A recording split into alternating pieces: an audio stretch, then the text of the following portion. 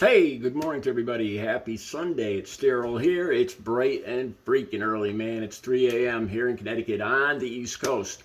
It's actually Saturday after or Saturday morning. Actually, you're going to watch this video Sunday mornings when I'm going to download it. I was in the middle of my workout, and there's times when I get a memory in my head, and I want to make a video immediately while I'm still brave enough to talk about it while it's still clear in my head. And just as I was working out this morning, uh, I remember this, and I decided to just take a break on the weights and tell you guys about this. It's the time that I cried. I showed up at a dealer's house, a dealer's place, and it was a woman. She was dealing H. I'll just call it that for my monetization, and she was a big dealer. And I was bawling in front of her. And what happened next? I'll tell you guys that. Um, I wasn't a big thief. What I did to get money every day, and this I feel like this made me feel worse than anything, is I would lie to my family. I would go to my family almost every day.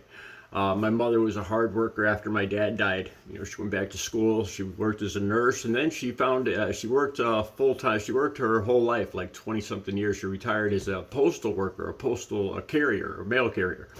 You know, and she worked hard, you know, walking every day up and down through snow and ice and rain and all that stuff. She worked hard for her money. And, you know, I've been clean and sober now since October 23rd of 2006. So this was before that, back when she was still working. And I would pretty much go to her every day. And having lost my dad, and I just grew up with my mom and my sister, I think, I hate to say this, but I think, you know, she felt guilty that, you know, there was no dad around. And when I was in my addiction, I hate to say this, but you know, I used that to get money from her. And the good thing now is I have the best relationship with my mother and my sister. Just yesterday, we spent 3 hours going out to lunch and having pizza and talking and laughing. We do that at least once a month. And I go out with my mother. I take my mother out to breakfast at least once a week. She's 80 years old now. And we talk about all this. You know, it's just we put it all up front and we talk all about it. And, you know, and my family right now, I've been clean and sober for almost 18 years. And they're just, you know, they're willing to let bygones be bygones. It's great that I have their trust and their unconditional love. So anyway, back then I used to go pretty much to my mom's house, my mom, my stepfather's house every single day and hit them up for money, making up ridiculous excuses. And I would go there sick, you know, in withdrawals. I'd go there geeking out from rock, you know, just looking terrible, you know, and sitting there and making up some excuse about, oh, I got to go to the dentist, I got a toothache, you know, and I'm pouring sweat and my jaw is going like this, you know, and that was a daily thing. And I remember that the look on my mother's face, it just hurt so bad, you know, because I knew deep inside, she knew what was going on. She was in denial, you know, she didn't want to admit that I was that big of a drug addict, you know, and she would give me the money. She'd give me anywhere from, you know, $50 to $100 a day. And this one day, you know, just day after day, I would go there. And my stepfather usually kept quiet sometimes, you know, because it was just between me and my mother. But, you know, we went through tens and hundreds of thousands of dollars over 2.5 decades.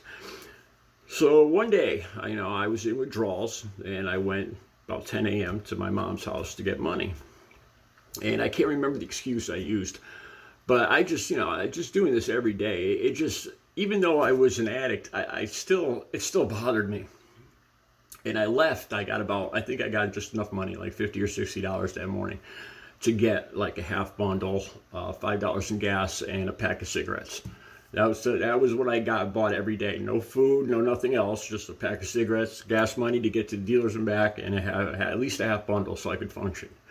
You know, it was just, like I talked in yesterday's video, I didn't want to go on. I hated the fact that I would have to wake up the next day and do this all over again. It was like living in a nightmare. Okay, so I drove away from my mom's house that day. And I had the money clutched in my hand, I still remember. And I started crying. And I just started, I was 39-year-old man, and I just started bawling because it just took a toll on me, man. I just felt so bad. Seeing my mother's face, that look on her face, it's this look of concern, and she never even questioned me, that I was lying. And she had to know I was, and it hurt. It hurt me that I was just doing this to her. even though I was an addict, you know. And I just couldn't stop crying. I just was bawling, and I had that money clutched in my hand, and I drove court. And the thing was, I couldn't stop. You know, I felt terrible. I wanted to end it, and I just couldn't stop. It's the worst, most hopeless feeling. You know, I'd been in and out of rehabs and detoxes 12, 13 times at this point, you know, and it's just like, I just give up. I want this to end. I can't live this nightmare every freaking day, you know, plus what I'm doing to my family. You know, I'm emptying their bank accounts. I'm lying to them. I'm hurting them. I'm ruining their relationships. You know, this has to freaking stop. I can't live this nightmare anymore. Okay, so I get to the dealer's house in the city, and I'm still crying. I can't stop crying, even though I'm a 38-year-old big guy, man, and everything. I can't stop crying. I just see my mother's face giving me that money, and it's just tearing me apart. And I still have to go get my fix for the day. I go up. You know, the woman, the big time dealer, sees me crying, and you know, she asked me what's wrong, and I made up a lie. You know, I made up a lie. I said, "Oh, I just lost this." All this just made me feel that much worse. I made up this lie that I had just lost somebody to an OD. One of my friends OD'd, you know, that I was torn up about it. I didn't want to tell her about my mother or money or anything like that. And here's the thing. Here's the kicker. This is what she did. She felt so bad for me. She gave me twice what I paid for. She gave me an extra 5 bags. And, man, I can't tell you how bad that made me feel. I don't even know how to describe it. It's like, and I knew that I would take those extra bags, and I wouldn't save them for the next day. I would use them all that night, and I would go into worse withdrawals the next morning, and I would end up at my mother's house again, you know, and I'm picturing all this, and, you know, lying, and it just felt like... It felt like karma was, you know, karma was saying, like, you know, you're digging yourself a hole, Daryl. Here's a shovel. Just dig it deeper. You know, that's what it felt. I don't know how else to put it. That's what it felt like. You know, like getting those extra bags it just made me feel that much worse. And yeah, you know, that's what happened. The thing is now I've actually, you know, I've talked about all of this with my mother. And, you know, I can't even put into words how much I love my family and how good things are now. You know, that we could talk about this and my family doesn't hold a grudge, you know.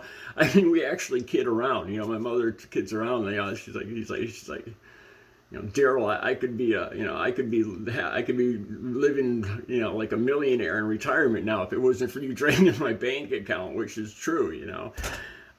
But there's trust and there's love now, and it's the best days of my life that I'm enjoying right now in recovery. And I never, back in those days, I never would have believed. I would have never believed. I just wanted it to end. I didn't see any way out. You know, there was just no way out.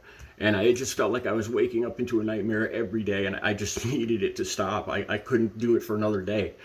You know, it's like, I can't keep doing this. This is hell on earth. This is a living freaking nightmare. It's killing me. It's tearing me apart emotionally, mentally, physically. It's just, you know, and I can't stop doing it. You know, nothing can make me stop doing this. You know, and the feeling of hopelessness and loss of control is just overwhelming. But there is hope. I've been clean and sober since October 23rd of 2006, and honestly, what worked for me was a methadone clinic. It was a last-ditch effort. One of my very last trips into detox at a hospital, the doctor said, you know, Daryl, you've been here 13 times. We're not taking you in next time. You come here every 3 months, and you come back, and it's not working. So next time you come here to detox, we're not taking you. And he says, here, I'm going to give you, and you know, he wrote me a recommendation for the clinic, you know, and I didn't have high expectations from a methadone clinic, everything I heard, and I wasn't even going to use it, and I just threw the note aside. And you know, when I hit bottom, I dug that note up, and you know, why not try this? And I went to the clinic, and after about 2 weeks, all of a sudden I realized, you know, I felt normal again. Like I didn't need, I felt normal. And it was such a good feeling, you know, because I wasn't even getting high anymore. I was just existing in this nightmare state. And it worked for me. It really worked for me. Recovery is possible. Have a good Sunday.